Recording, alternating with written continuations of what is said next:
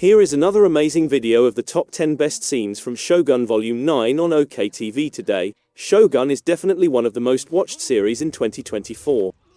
At OKTV today, we bring you more content than everybody else. If you love our videos, kindly drop a thumbs up and a comment on what you think of these scenes. Also hit the subscribe button and turn on the notification because you are our superhero. Let's jump into it. 1. Toranaga to turn himself in.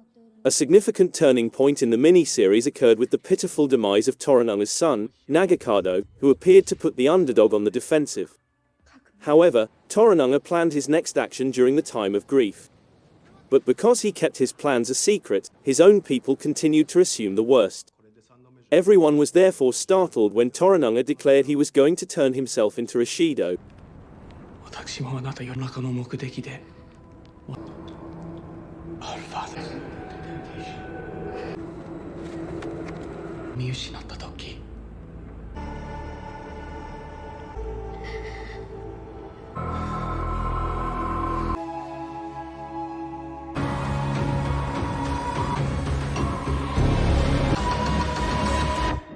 Two. The Portuguese defrauding the Japanese. John notices that the Portuguese are still defrauding the Japanese in their economic dealings. They then make their way to the castle. Mariko restates that Ishido is enslaving the families of the regents in Osaka, which is the reason behind his actions. Yabashiga, in the meantime, restates the suggestion they will make to Ishido. Thank you for trusting me.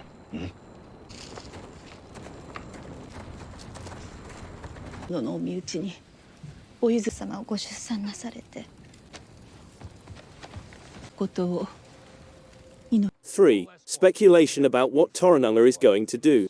Speculating briefly about what Toranaga and his delegation are going to do. When Mariko gets back together with Lady Shizu and Kiri, they bemoan the circumstances that forced them to exist. Before we go back to the conference involving Yabashiga, John, Okiba, Mariko, Ishido, the regents, and their families, we show the Portuguese speculating briefly about what Toranaga and his delegation are going to do. Most humble servant of the Lord on. I am, however, a saint arrived here.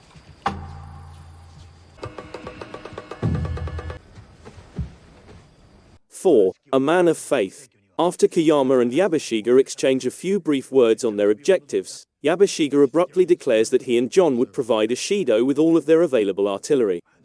Koyama laughs at this notion because he wants the church to judge John. According to Yabashiga, John is currently outside the church's purview. John criticizes Koyama for supporting the Portuguese while being a man of faith. In essence, Koyama responds that he is fond of money and that the Portuguese should be his allies because they were there first. This is a fairly poor response. That being said, Ishido rejects Yabashiga and John's offer of allyship, making the meeting a complete failure for them. よろしい。されど、しまいじゃ。この剣をしまいにするのは踏みつけにされないの末裔として、あなた様とも同じように。正気の差だと。じゃ、それは拙者も一度。ありません。どなた様。え？今日は。Leave. You're in this castle. You must. お家のことを憂いております。 5. Yabashiga tries to win dictator's confidence. Subsequently, Mariko appears to inform Ishido that Toranaga is still in grief and declares her intention to go for Edo together with Kiri and Shizu. Ishido is clearly keeping people captive in order to ensure that his ideas are approved without challenge, as he starts to openly oppose Mariko's departure from Osaka along with Kiri and Shizu. Ishido refuses to budge, telling Mariko that she must wait for the regents to make a decision on her ability to go. Yabashiga is visibly shocked and incensed by Mariko's choice to speak out against Ishido, particularly given that he is attempting to gain the dictator's trust. 6. Bloodshed. When John attempts to figure out why Mariko is acting in the ways that she is, she only asks that he keep his mouth shut.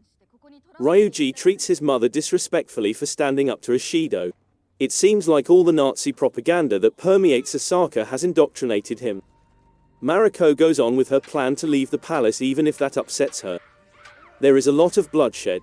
Mariko is compelled to pick up a weapon. It is made clear by Kiyama and Ono that they are terrified to take action against Ishido since doing so would put their families' lives in danger. Mariko ultimately proves what she set out to establish, which is that Ishido rules Osaka with an iron grip. 7. The Mother of the Heir. Mariko announces that since she isn't being allowed to serve her lord, Toranaga, she is going to die by suicide at the end of the day.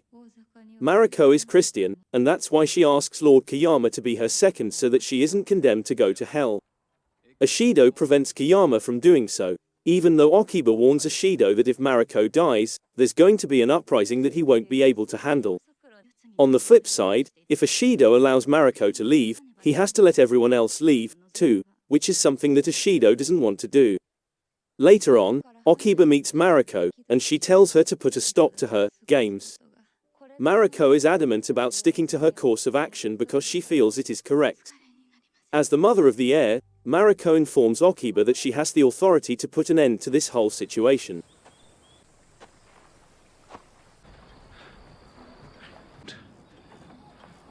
But I'm asking.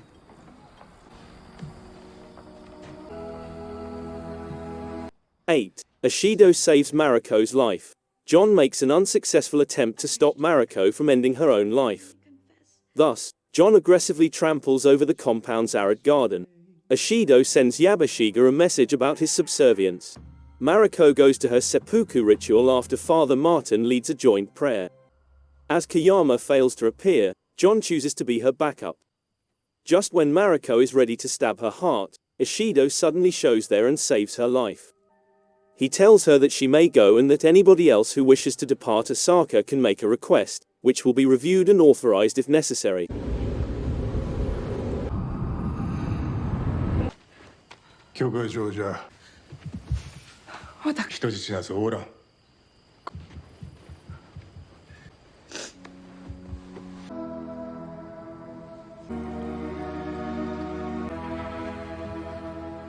Nine. Shinobi kidnap Mariko and eliminates Toranaga's group.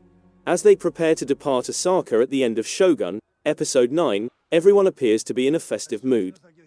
John and Mariko start working on the pillowing task.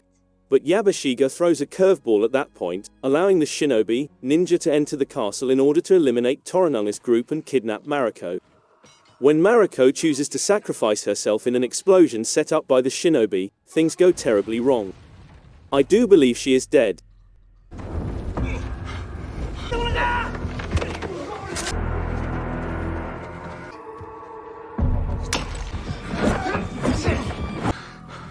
Who are they? Listen. 参りましょう。あそこの扉は頑丈。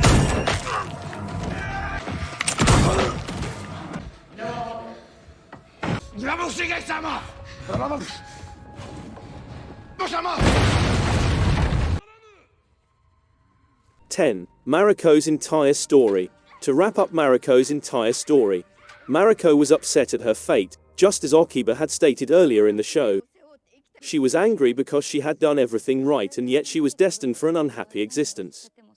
When no one was watching, she was able to accomplish her goals, including her relationship with John. Her faith remained unwavering. She remained devoted to Toranaga throughout. Was her death significant, though? I am aware that the passing of a nobleman typically incites people to demonstrate against the relevant tyrant during fascist times. Mariko's father was a betrayer. In my opinion, she was not wrong to have an affair because, in the past, women were allowed to pillow anybody they choose if men were allowed to have concubines.